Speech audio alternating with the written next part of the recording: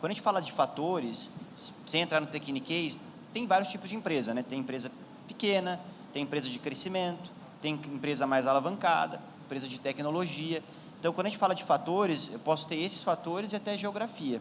Seria legal também entender na cabeça de vocês, que estão, obviamente, todo dia ali escolhendo, tomando decisão de investimento, como que vocês estão vendo esses fatores hoje? Porque, como o Alejandro comentou, até a questão de juros, a gente está num momento do ciclo onde os juros estão elevados, não só aqui, mas fora, mas não necessariamente a gente está em sincronia do momento econômico, né? Não sei, aí é legal ter essa ideia de vocês. Vocês acham que, como que está essa questão de juros para empresas que eventualmente estão mais alavancadas? E vocês têm alguma preferência, alguma sugestão em como trabalhar, ou que vocês trabalhariam? Putz, hoje prefiro uma empresa menos alavancada no setor mais defensivo, prefiro uma empresa, ou vejo potencial de crescimento numa empresa, às vezes, de tecnologia. Se vocês tiverem um pouco desses insights, eu acho que seria legal também mostrarem como vocês trabalham esses riscos no portfólio, né? Claro, não, ótima pergunta. No caso de fatores, assim, para resumir, é apenas uma forma de como que a gente traz o efeito macroeconômico para cada setor ou para cada empresa, né? Então, por isso que a gente acaba olhando se o fator daquela empresa é mais de crescimento, mais dividendos, alavancagem ou não. Então, hoje, quando a gente pega o mercado, principalmente dos Estados Unidos, né, a gente vê que, como o Alejandro comentou, a gente já está muito próximo do final do aperto monetário, né? Então, nessa última reunião, né, o Fed já pausou, provavelmente deve ter uma, duas, enfim, aumentos sequenciais, mas a gente já vem se aproximando próximo do final de aperto, mas isso ainda mostra que a gente talvez seja longe de começar a ver um cenário de corte, né? Então, nesse cenário, eu diria, trazendo para fatores, eu continuaria evitando ainda as empresas alavancadas, por exemplo, tanto para dívida como para renda variável. E o motivo para isso é que, dado que a gente não tem uma perspectiva de quando que essas empresas terão um alívio no seu balanço para começar a ter uma redução do serviço da dívida, elas vão continuar ainda tendo talvez alguma dificuldade financeira. Então, a probabilidade delas virem a passar por uma dificuldade, algum default, ou, enfim, algum reajuste na parte de dívida, ou mesmo alguma emissão de ações que seria negativo para o investidor da renda variável,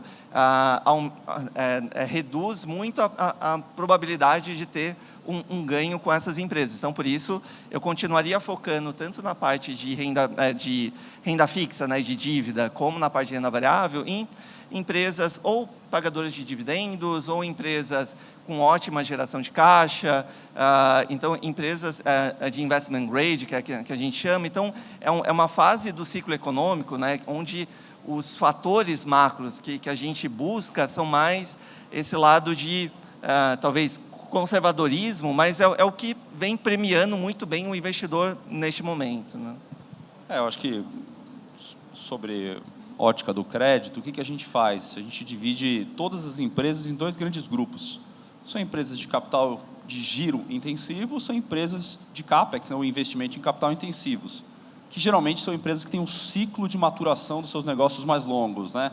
Então, concessões rodoviárias, você vai ter empresas de mineração, óleo e gás, e já aquelas empresas mais cíclicas, que são as empresas de varejo, ou expostas a fatores de consumo, discricionário especialmente, essas empresas tendem a operar de uma maneira mais alavancada. Elas têm margens menores, né, giram mais, e na decomposição da rentabilidade é o que dá o lucro delas, né? Então, nessa fase do ciclo, a gente tende ainda a seguir evitando um pouco empresas mais expostas a um nível de alavancagem mais alto, né? Apesar de que o que a gente pôde perceber com o mercado, que especialmente o mercado local, implicitando um corte de juros mais rápido, essas empresas foram que andaram na frente, né? Então, o pessoal faz a conta, faz um valor presente daqueles lucros, né? E chega num valor da empresa mais alto. A gente tende a ser um pouco mais parcimonioso e cauteloso na alocação de crédito quando a gente fala em empresas muito alavancadas. Dito isso, não que toda empresa alavancada seja ruim, necessariamente, né? De novo, depende do tipo de variável que impacta a geração de fluxo de caixa dela. Hoje, a gente tem uma maior exposição a setores, conforme eu disse, né, de energia elétrica, temos exposição tanto em todas as vertentes, sejam geradoras, distribuidoras, transmissoras, parte de concessão de rodovias, né, que a gente entende muito bem a modelagem dos fluxos de caixa. Para a gente é muito importante isso.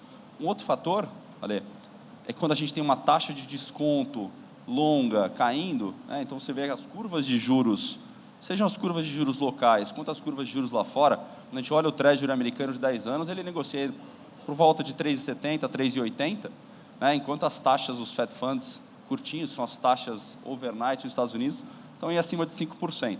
Então, você tem com essa queda da taxa de desconto, você vê uma demanda por investidores para comprar esses títulos mais longos para travar uma taxa de juros mais alta. Então, aqui tem toda uma composição de carteira que tem que ser muito bem feita e muito bem gerenciada esses fatores de risco.